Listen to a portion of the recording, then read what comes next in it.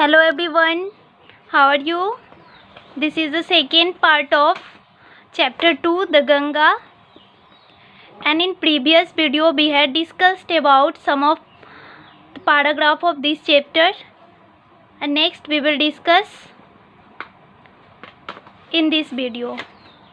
So let's start. Smiling and dancing in the morning sunlight. प्रातःकाल सूर्य की प्रकाश में मुस्कुराती और नाचती हुई, यानी पंडित जवाहरलाल नेहरू यहाँ गंगा के बारे में बता रहे हैं कि प्रातःकाल सूर्य की प्रकाश में मुस्कुराती और नाचती हुई, and dark and gloomy and full of mystery as the evening shadows, और शाम के अंधेरे के साये में दुख और रहस्य से भरी हुई.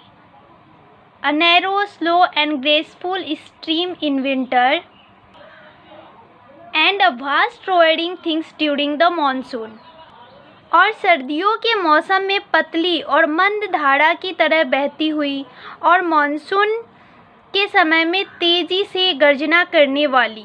यानी पंडित जवाहरलाल नेहरू कह रहे हैं कि गंगा के बारे में कि प्रातःकाल की सूर्य में मुस्कुराती हुई और नाचती हुई और शाम के अंधेरे के साये में दुख और रहस्य से भरी हुई और सर्दियों के मौसम में पतली और मंद धारा की तरह बहती हुई और मॉनसून के समय में तेज़ी से गर्जना करने वाली. Broad blooms almost as the sea, समुद्र के समान चौड़े वक्ष वाली. And with the something of the sea's power to destroy the Ganga, और सागर के समान विनाशकारी वाली गंगा. Has been to me a symbol and memory of the past of India, मेरे लिए भारत के अतीत की प्रतीक और यादगार रही है. यानी पंडित जवाहरलाल नेहरू कह रहे हैं कि जो समुद्र के समान चौड़े वक्ष वाली जो गंगा है, जो है मेरे लिए भारत के अतीत की प्रतीक और यादगार रही है. Running into the present and flowing on to the great ocean of the future, जो वर्तमान से होते हुए भविष्य की महासागर की ओर बह रही है. The major portion of my essays should however be disposed of otherwise, और यहाँ पे फिर पंडित जवाहरलाल नेहरू अपने डिजायर को व्यक्त कर रहे हैं कि मेरे राख के अधिकांश भाग को इस प्रकार से निपटाया जाए. यानी फिर वो बता रहे हैं कि मेरे जो मृत शरीर का जो राख होगा उसे इस प्रकार से निपटाया जाए. I want this to be carried high up into the air in the aeroplane and scattered from the height over the fields where the peasants of India toil. यहाँ पंडित जवाहरलाल नेहरू कह रहे हैं कि मैं चाहता हूँ कि मेरी राख को हवाई जहाज़ के द्वारा ऊपर हवा में ले जाया जाए और उस ऊंचाई से उन खेतों में बिखेर दिया जाए.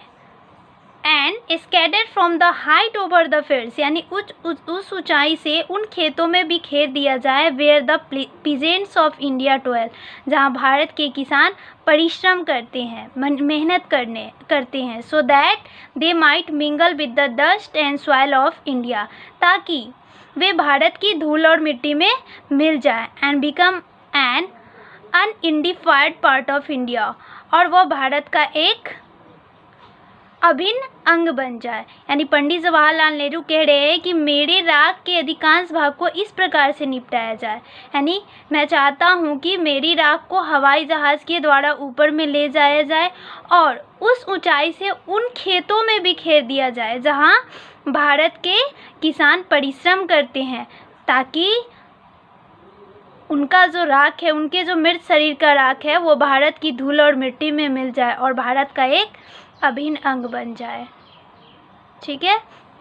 और यहाँ पे उन्होंने लिखा है कि ये जो गंगा के बारे में उन्होंने कब लिखा. I have written this will and testament in New Delhi on the 21st day of June in the year 1954. यानी उन्होंने कहा है कि मैंने जो यह इच्छा अपनी व्यक्त की है उसे मैंने 1954 ईस्वी के जून महीने यानी 21 जून को नई दिल्ली में लिखा है.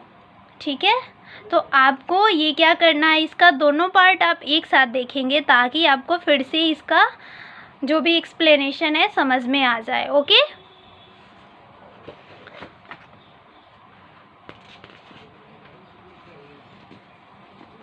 और यहाँ जो ऑब्जेक्टिव दिया गया है वो ऑब्जेक्टिव आप टोटल बना लेंगे। यहाँ complete the following lines with the help of story, इस स्टोरी की मदद से आपको इस लाइन को पूरा करना है।